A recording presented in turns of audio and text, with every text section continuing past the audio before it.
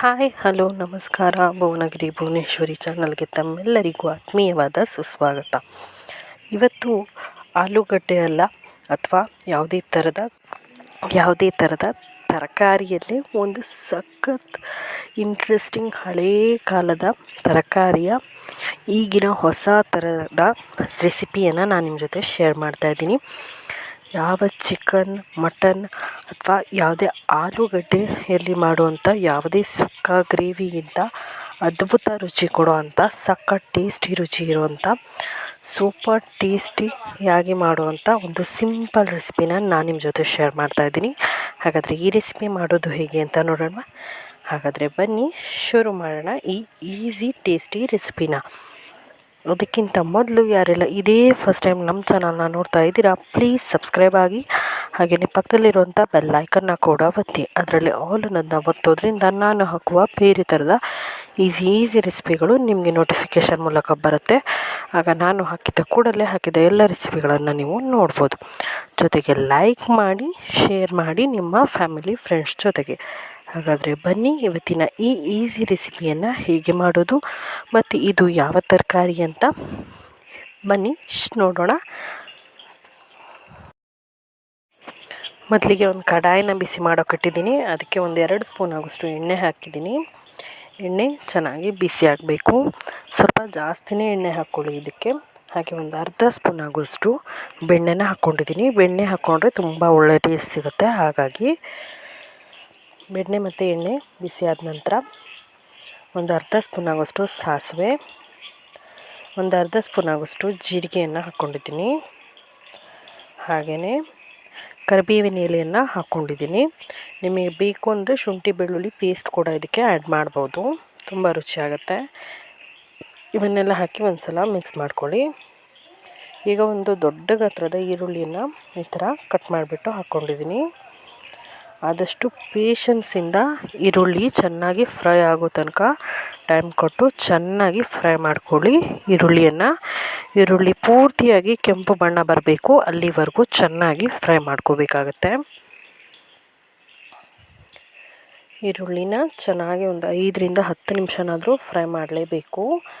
ಈರುಳ್ಳಿ ಬಣ್ಣ ಚೇಂಜ್ ಆಗೋ ತನಕನೂ ಪೇಷನ್ಸಿಂದ ಫ್ರೈ ಮಾಡ್ಕೊಳ್ಳಿ.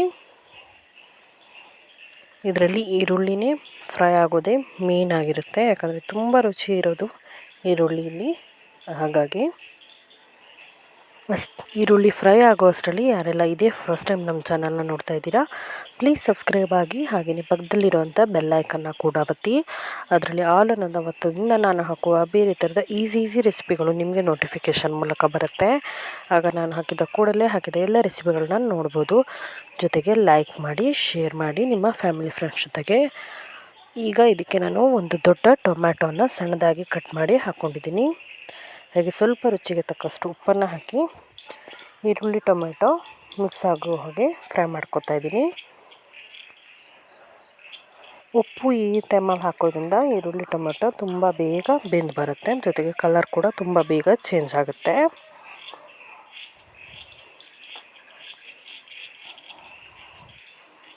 ನೋಡಿ ಈಗ ಇದು ಎಷ್ಟು ಒಳ್ಳೆ ಕಲರ್ ಚೇಂಜ್ ಆಗ್ತಿದೆ ಅಂತ. ಈಗ ನಾನು ಇದಕ್ಕೆ ಜಜ್ಜಿಟ್ಟಿರೋಂಥ ಬೆಳ್ಳುಳ್ಳಿನ ಹಾಕ್ಕೊಂಡಿದ್ದೀನಿ.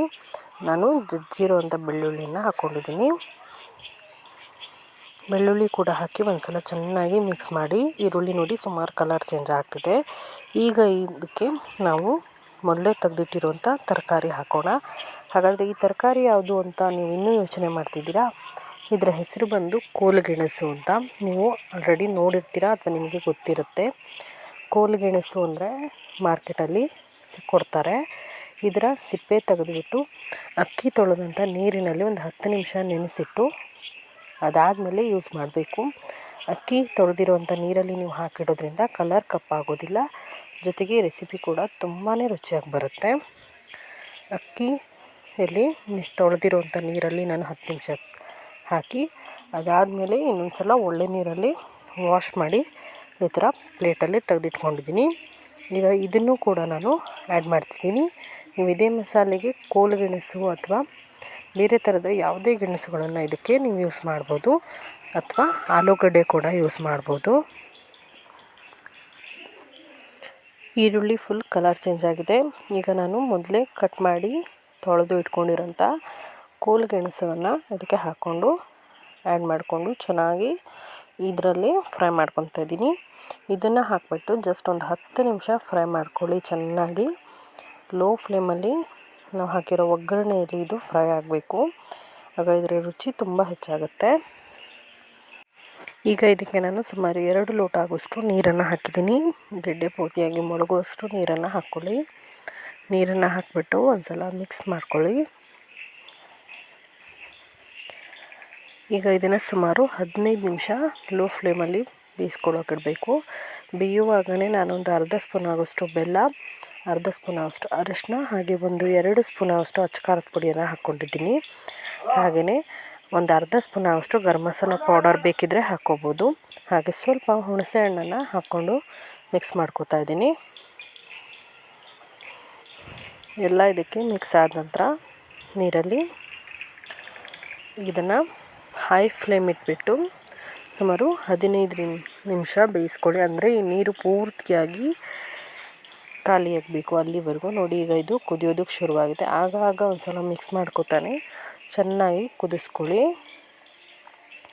ನಿಮಗೆ ಗರಂ ಮಸಾಲ ಇಷ್ಟ ಇಲ್ಲ ಅಂದರೆ ಸ್ಕಿಪ್ ಕೂಡ ಮಾಡ್ಕೋಬೋದು. ಇಷ್ಟ ಆದರೆ ಗರಂ ಮಸಾಲ ಹಾಕ್ಕೋಬೋದು. ಈಗ ಒಂದು ಅರ್ಧ ತೆಂಗಿನಕಾಯಿ ತುರಿಯನ್ನು ಮಿಕ್ಸ್ ಮಾಡ್ಕೊತಾ ಇದ್ದೀನಿ. ಫ್ರೆಂಡ್ಸ್, ಇದು ದೋಸೆಗೆ, ಚಪಾತಿಗೆ, ರೊಟ್ಟಿಗೆ ಸಖತ್ತಾಗಿರುತ್ತೆ. ಜೊತೆಗೆ ಊಟಕ್ಕಂತೂ ಸೂಪರ್ ಆಗಿರುತ್ತೆ. ಯಾವ ಚಿಕನ್ ಸುಕ್ಕ ಅಥವಾ ಕರಿ ಗ್ರೇವಿ ಮಾಡ್ತಿರಲ್ಲ ಅವೆಲ್ಲ ರೆಸಿಪಿಗಳಿಗಿಂತನೂ ತುಂಬ ಟೇಸ್ಟಿಯಾಗಿರುತ್ತೆ. ನೋಡಿ, ನಮ್ಮ ಸಿಂಪಲ್ ಸುಕ್ಕ ಇಲ್ಲಿ ರೆಡಿಯಾಗಿದೆ. ಅದು ಕೂಡ ಕೋಲುಗೆಣಸಲ್ಲಿ ಮಾಡಿದಂಥ ಸಿಂಪಲ್ ಕೋಲುಗೆಣಸಿನ ಸುಕ್ಕ ಇಲ್ಲಿ ರೆಡಿಯಾಗಿದೆ. ನಿಮಗೆ ಈ ರೆಸಿಪಿ ಇಷ್ಟ ಆಗಿದರೆ ಪ್ಲೀಸ್ ಲೈಕ್, ಶೇರ್ ಮಾಡಿ. ಹಾಗೆಯೇ ನಿಮ್ಮ ಫ್ಯಾಮಿಲಿ ಫ್ರೆಂಡ್ಸ್ ಜೊತೆಗೆ ಶೇರ್ ಮಾಡೋದ್ರ ಜೊತೆಗೆ ಸಬ್ಸ್ಕ್ರೈಬ್ ಆಗೋದನ್ನ ಮರಿಬೇಡಿ. ಇನ್ನೊಂದು ಹೊಸ ರೆಸಿಪಿ ಜೊತೆ ಮತ್ತೆ ಸಿಗ್ತೀನಿ. ಅಲ್ಲಿವರೆಗೂ keep watching Bhuvanagiri Bhuvaneshwari channel. ನೋಡ್ತಾ ಇರಿ ನಮ್ಮ ಚಾನಲ್ನ. ಪ್ಲೀಸ್ ಸಬ್ಸ್ಕ್ರೈಬ್ ಆಗಿ ಸಪೋರ್ಟ್ ಮಾಡಿ. ನಮಸ್ಕಾರ. ಸರ್ವೇ ಜನ ಸುಖಿನೋ ಭವಂತು.